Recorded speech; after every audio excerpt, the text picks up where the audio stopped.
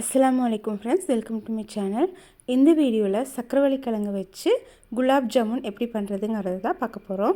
இதுக்கு நான் ஒரு 1/2 கிலோ அளவுக்கு சக்கரவள்ளி கிழங்கு எடுத்திருக்கேன். சக்கரவள்ளி கிழங்கை மீடியம் சைஸில் கட் பண்ணி வச்சுக்கலாம். அப்புறமா ஒரு இட்லி பாத்திரத்தில் வேக வைக்கலாம்.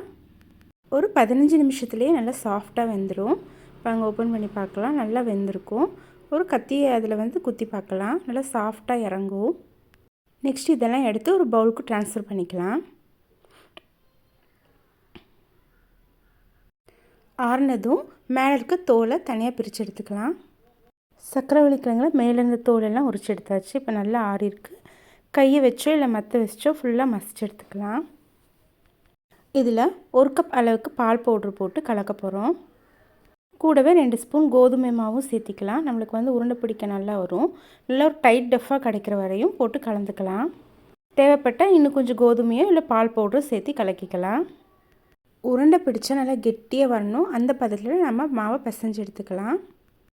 இந்த மாதிரி சின்ன சின்ன உருண்டைகளாக பிடிச்சி எடுத்துக்கலாம். அடுத்ததாக 1 கப் சர்க்கரைக்கு 1 கப் தண்ணி ஊற்றி நம்ம பாகு ரெடி பண்ணிக்கலாம். சர்க்கரையெல்லாம் தண்ணியில் கரைஞ்சி நம்மளுக்கு லைட்டாக ஒரு கொதி வந்தால் போதும். கூடவே கொஞ்சம் ஏலக்காய் பொடியும் சேர்த்திக்கலாம். நமக்கு சர்க்கரை பாகும் ரெடி ஆயாச்சு. அடுத்ததாக ஒரு கடாயில் எண்ணெய் போட்டு நல்லா சூடு பண்ணிவிட்டு நம்ம ரெடி பண்ணி வச்சுருக்க உருண்டைகளை ஒவ்வொன்றா இதில் சேர்த்திக்கலாம். நம்ம சப்பாத்தி மாவு பிணைவோம் இல்லையா, அந்த பதத்தில் இருக்கணும். அப்படி இல்லாட்டி இந்த கிழங்கு ஃபுல்லாக பிரிஞ்சு வந்துடும் எண்ணெயிலேயே. பார்த்திங்கன்னா நம்ம ஒவ்வொரு உருண்டைகளாக சேர்த்திக்கிட்டோம். போட்டுட்டு லைட்டாக கலர் சேஞ்ச் பண்ணதுக்கப்புறமா மெதுவாக நம்ம எல்லாத்தையும் திருப்பி போட்டுக்கலாம். ஃபுல்லாக ப்ரௌன் கலரில் சேஞ்ச் ஆனதுக்கப்புறமா நம்ம ஒவ்வொன்றா எடுத்து இந்த சர்க்கரை பாகில் சேர்த்திக்கலாம். பாருங்கள், சூடான சுவையான சக்கரவள்ளி கிழங்கு குலாப் ஜாமுன் ரெடி ஆயாச்சு. இதை நீங்களும் வீட்டில் ட்ரை பண்ணி பார்த்துட்டு எப்படி இருந்துச்சுன்னு கமெண்ட் பண்ணுங்கள்.